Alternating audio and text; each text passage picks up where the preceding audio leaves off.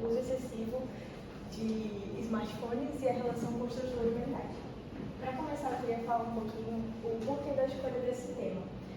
O motivo da escolha desse tema foi a urgência de compreender os efeitos do uso excessivo de smartphones no cérebro. Uma curiosidade é que mesmo a OMS emitindo alertas sobre o uso prolongado de telas, ainda não há uma classificação formal no DSM. E o motivo disso é justamente porque é um estudo novo, assim como as tecnologias. O público escolhido foi o público adolescente, justamente porque o cérebro deles ainda está em formação.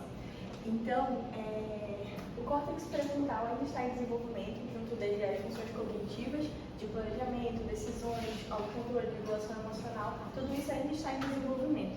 Então, há uma grande plasticidade cerebral e, além disso, os estímulos que eles recebem moldam fortemente o cérebro.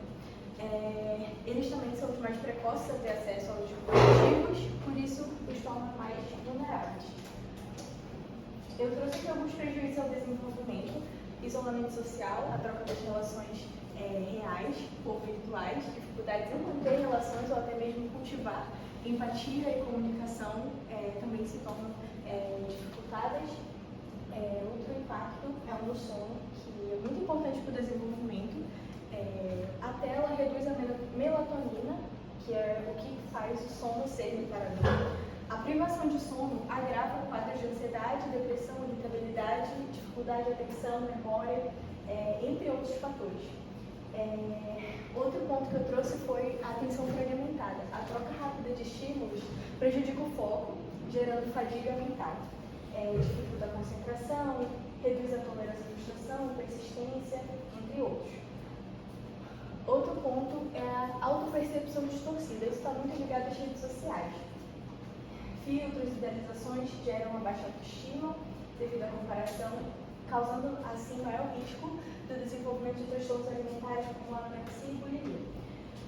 Por último, mais um fator aqui, prejuízo ao desenvolvimento, é a desregulação dopaminérgica. Todos os estímulos produzidos pelo telefone causam uma desregulação no nosso sistema de recompensa, que gera um ciclo de compulsão, dificultando o autocontrole. Quando ele vai realizar atividades rotineiras, elas são bem mais difíceis, não consegue alcançar prazer fazendo atividades normais.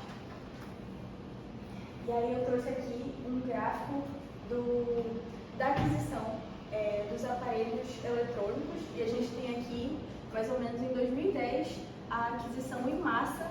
Dá para ver a comparação dos outros dispositivos. A aquisição do smartphone foi em massa, e a pergunta problema mas a relação entre a revolução tecnológica e o aumento dos transtornos mentais? E aí eu trouxe outro gráfico que ele mostra que entre 2010 e 2015 houve um aumento evidente dos transtornos mentais. A gente tem aqui a ansiedade, aumento de 134%, depressão em 106% e TDAH em 71%. A partir da aquisição de dispositivos eletrônicos do smartphone em si. Tendo isso, o objetivo geral desse projeto é investigar os impactos psicológicos do uso excessivo de smartphones e adolescentes e a sua relação com os transtornos mentais. Em específico, a gente tem falar sobre a origem do problema e os efeitos do uso excessivo de smartphones, analisar a relação entre o uso inadequado dos transtornos mentais, considerando como fator gerador ou agravante de quadros pré-existentes, propor estratégias preventivas e de intervenção que minimizem impactos negativos.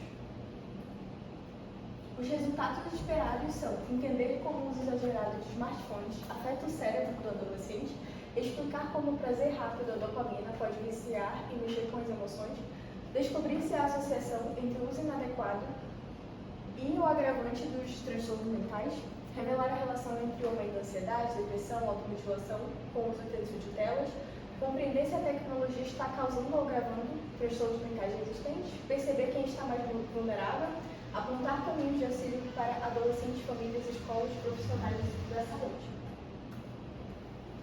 O percurso metodológico foi a pesquisa exploratória de classificação qualitativa realizada por meio de revisão da literatura, mapeando o conteúdo já existente. A coleta foi feita através de livros, artigos científicos, dissertações, periódicos obtidos em academias reconhecidas. O universo são as publicações científicas e acadêmicas que abordam matemática.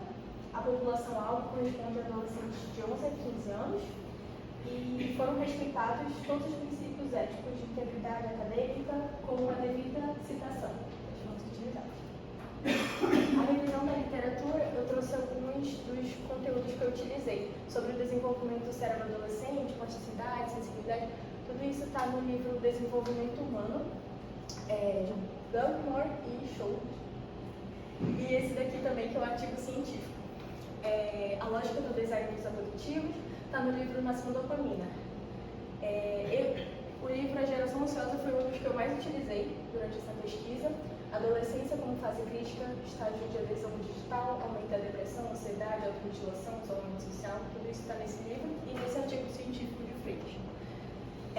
Substituição do contato social, presencial, tudo relacionado à sociedade está no artigo científico de Morilla, e explorar os efeitos do consumo passivo de conteúdo, constante comparação social, também Silva. E aí, por último, as referências. Algumas delas. Acho que couberam no slide.